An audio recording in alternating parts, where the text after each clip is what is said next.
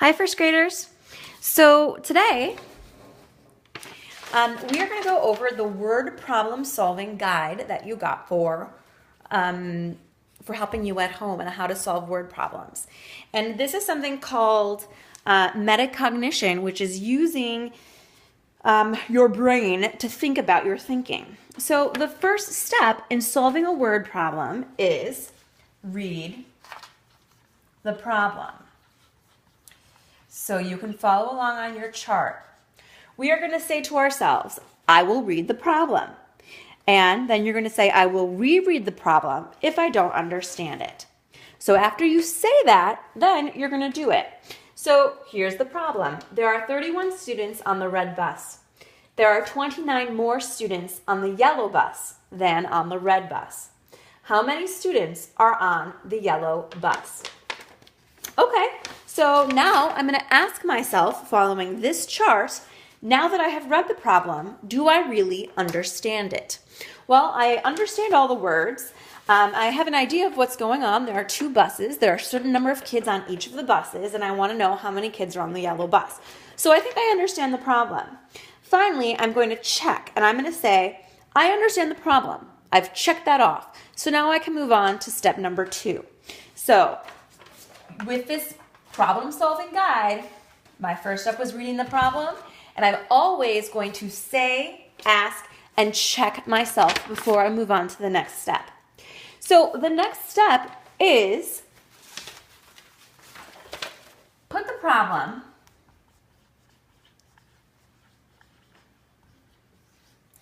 in your own words. This will really make sure that you understand what the problem is asking you to do and what's going on. So say, take a look over here. It says say, I will underline important words and circle important numbers. I will say the problem in my own words. You need to say that to yourself to make sure you do it. So after you say it, then you're going to do it. So I'm going to underline important words and circle important numbers. So there are 31 students on the red bus. There are 29 more students on the yellow bus than on the red bus.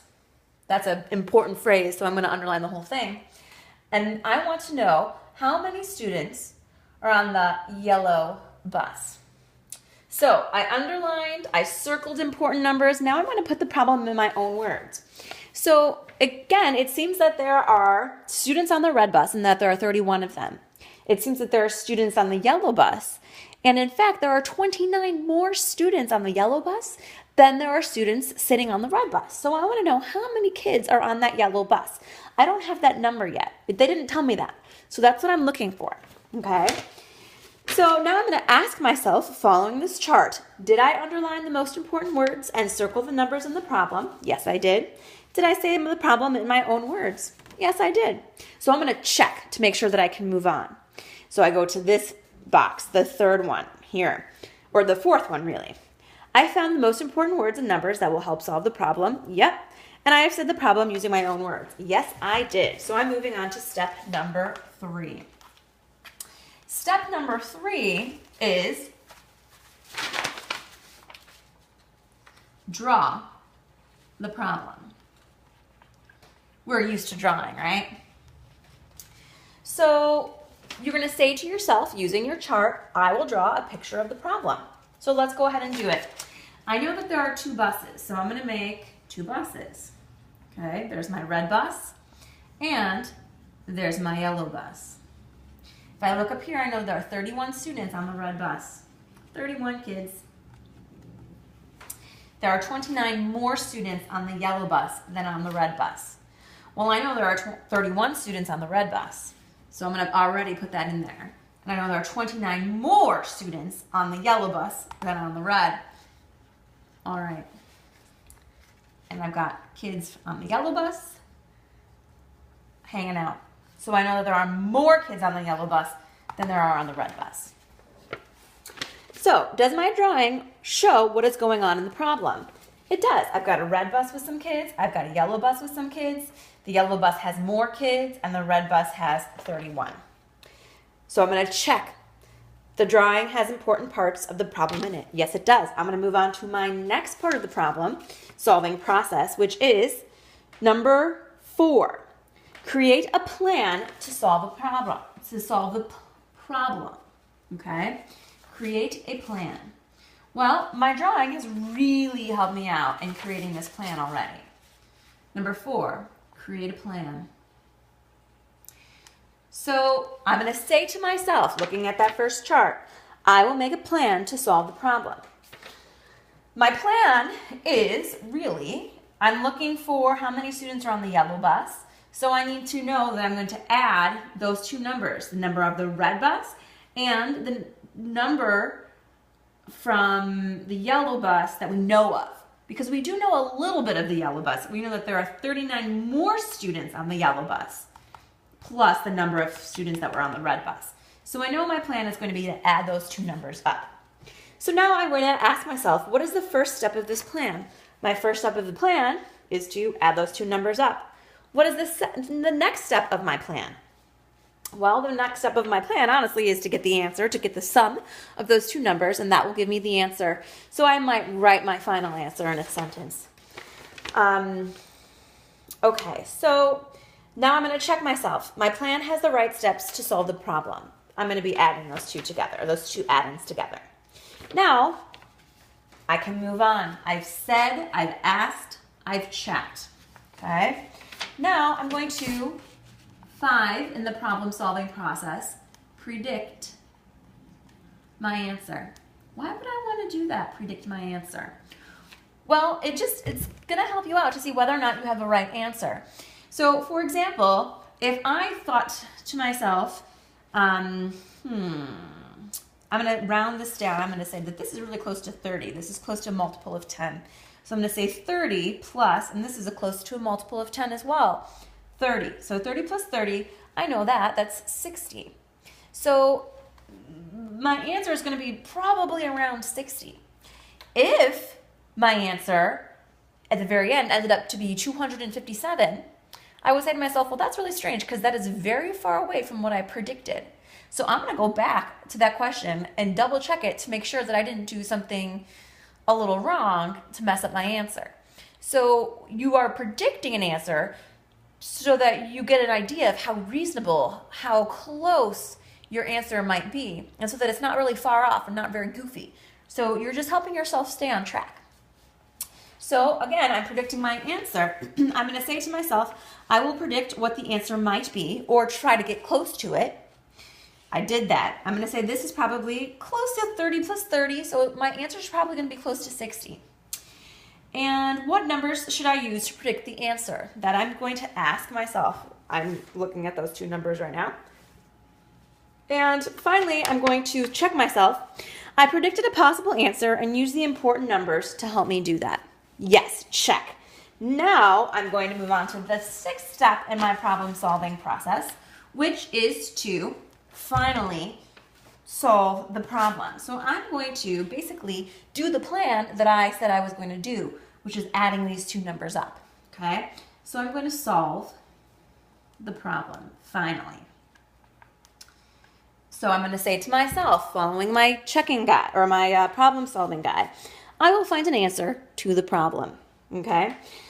So I know right now, if I look at the tens place, 3 tens plus 2 tens is going to give me 5 tens. And let's write that down there.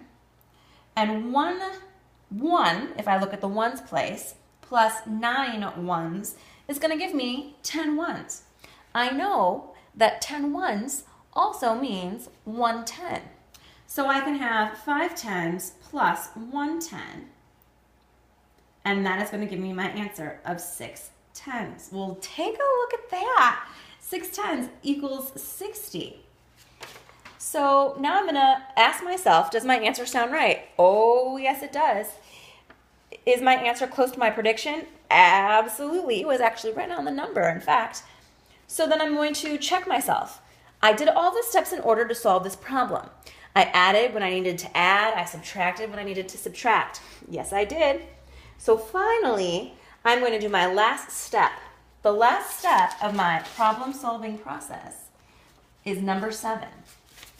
And number 7 is check your answer to make sure it makes sense. So check your answer. If it doesn't make sense, you went off somewhere and you need to go back and fix it and take a look. So I'm going to say to myself, I will check the steps of my answer. Okay, so my steps, I took 3 10s plus 2 10s, and I know that that was 5 10s, so I put that there.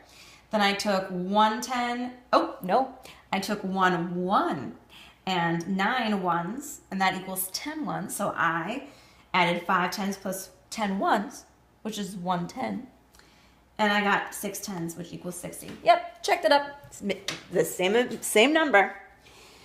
So I'm going to ask myself, did I go through each step in my answer and check my work? Yes, I did. Finally, I'm going to check that and said, I did. I should be very proud of all of my hard work. So that's a long process, right, in order to solve a problem. However, you are going to run into problems where, there's just a lot of words and you're not sure what to do. So if you go through that process, especially for problems that you're unsure about, that's going to help you be a little bit more confident in going, yes, I did this, I know what I have to do, did I do this? And you're thinking about your thinking the whole time and really making sure that you're on the right track, especially when your grown-ups aren't there to help you or I'm not there to help you. But you'll be able to keep this chart with you for a while until you'll feel comfortable, until you have it memorized in your brain, and you won't need that chart. But until then, you get to use that. For those of you who are interested in some official algebra, here's another way that you can solve this. So if this is enough for you, awesome. But if you want to see how grown-ups do it a little bit, here's a little trick for you. So you know that you've got 2 buses, right? You've got your red bus, and your red bus has 31 students on there, okay? You've got your yellow bus, and you know that your yellow bus has the same amount of students that are on the red bus, as well as 29 more students. So you can write your red number plus 29, and you are looking for what that yellow bus equals, your yellow, okay? So you're going to substitute that R for the number that the R represents.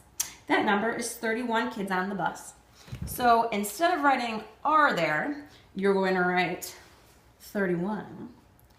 And then you have your answer. 31 plus 29 is going to equal Y, the yellow bus. And you do the same exact calculations. But this is called substitution, and that is something that you will learn many years from now. But in case you're interested, you are doing problems that grown-up kids do in high school, which is pretty cool. But we're just doing it a different way, and we're using all of that problem-solving steps to help us get ready for something like that in our future. Good luck.